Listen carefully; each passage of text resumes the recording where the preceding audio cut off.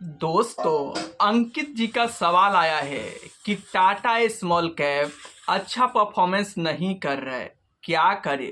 तो अगर आपके भी मन में इसी तरीके का म्यूचुअल फंड से जुड़ी, इन्वेस्टमेंट से जुड़ी कोई भी सवाल चल रहा है तो आपको बिल्कुल भी शर्माने की ज़रूरत नहीं है।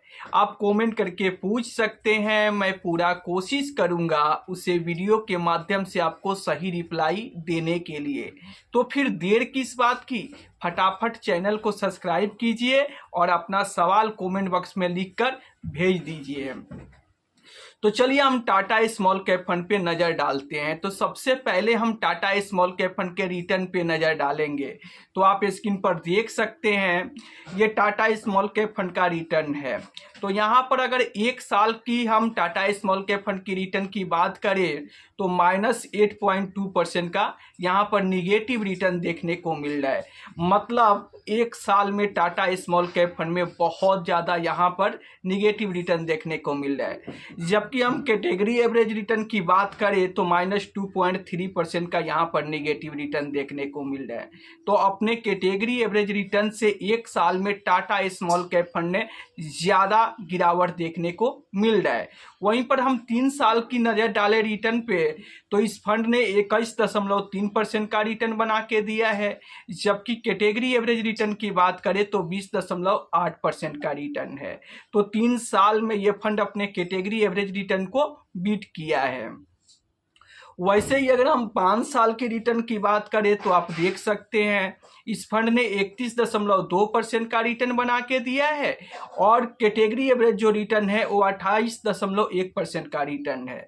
तो 5 साल में भी टाटा स्मॉल कैप फंड ने अपने कैटेगरी एवरेज रिटर्न को बीट किया है। अब देखिए एक साल में ये फंड लगातार और बहुत तेजी से यहाँ पर गिरावट देखने को मिल रहा है, जिसके चलते निगेटिव रिटर्न देखने को मिल रहा है।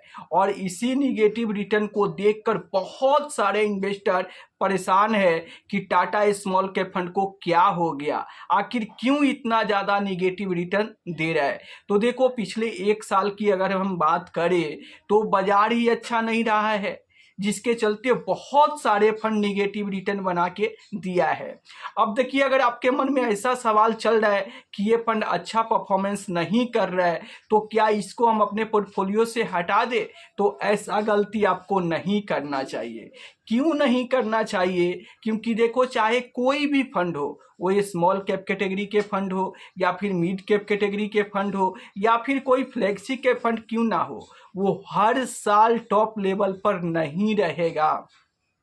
हर साल टॉप लेवल चेंज होते रहता है। इसलिए अगर आप टाटा स्मॉल कैप फंड में ये सोच के इन्वेस्टमेंट कर रहे हो कि ये हर साल टॉप लेवल पर रहेगा और हर साल बेहतर रिटर्न बना के देगा, तो आप गलत फहमी में हो। इसलिए आपको यहाँ पर अगर टाटा स्मॉल कैप फंड में इन्वेस्टमेंट करते हो तो आपको क्या करना चाहिए, आपको बने रहना चाहिए। अगर आप SIP के जरिए इन्वेस्टमेंट करते हो तो अपने SIP को कंटिन्यू कीजिए।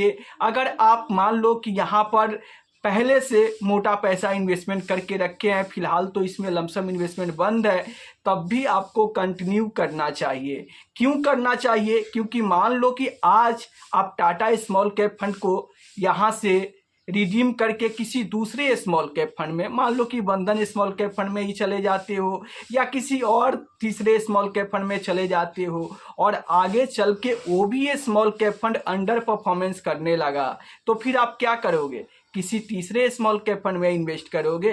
तो अगर बार बार अगर आप ऐसे ही फंड चेंज ही करते रहोगे तो फिर आप अच्छा पैसा नहीं बना पाओगे और कंपाउंडिंग का भी फायदा नहीं ले पाओगे। इसीलिए अगर आपको अच्छा पैसा बनाना है म्यूचुअल फंड से और कंपाउंडिंग का फायदा लेना है तो आपको इस फंड में बने रहना चाहिए। देखो चाहे कोई भी फंड हो, अगर आप लंबे समय तक उस फंड में बने रहते हो तो आपको बेहतर रिटर्न मिलने की उम्मीद ज़्यादा से ज़्यादा रहेगी। अब मैं ऐसा क्यों बोल रहा हूँ, मान लो कि आप किसी भी फंड में, टाटा ही स्मॉल कैप फंड में अगर आप SIP करते हो तो मान लो कि SIP करते हो तो 1 साल 2 साल आपको अच्छा रिटर्न मिला, उसके बाद अब मान लो कि अच्छा रिटर्न नहीं दे रहा है, फिर भी अगर आप यहाँ पर SIP कंटिन्यू रखते हो तो आपका यहाँ पर सस्ते NAV में खरीदारी हो रहा है, और फिर हो सके कि अगले 1 साल 2 साल बाद ये फंड अच्छा परफॉर्मेंस करे, और इसी तरीके के उतार चढ़ाव के बीच भी अगर आप इस फंड में लगातार 10 साल तक बने रहते हो तो ये फंड भी आपको बेहतर रिटर्न बनाकर दे सकता है। देखो, किसी भी फंड में अगर आप इन्वेस्टमेंट करते हो तो आप ज़्यादा से ज़्यादा समय दो। फंड मैनेजर कहते हैं कि आप इन्वेस्टमेंट के साथ साथ अगर आप समय ज़्यादा देते हो तो वहाँ पर बेहतर रिटर्न मिलने की उम्मीद ज़्यादा हो सकती है। जैसे कि आप बहुत सारे फंड का रिटर्न 10 साल 12 साल का रिटर्न उठाकर देखोगे तो आपको तगड़ा रिटर्न देखने को मिलेगा।